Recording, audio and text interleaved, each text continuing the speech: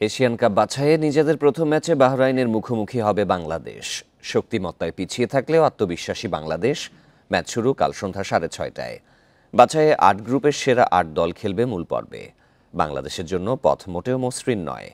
FIFA র্যাঙ্কিংয়ে বাহরাইনের চেয়ে 36 ধাপ পিছিয়ে 128 নম্বরে লাল সবুজ।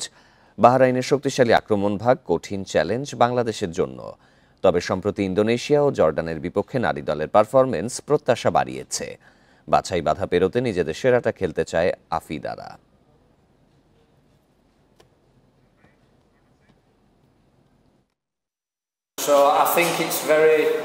ফুটবলে আপনি কোনো দলকে খাটো করে দেখতে পারবেন না।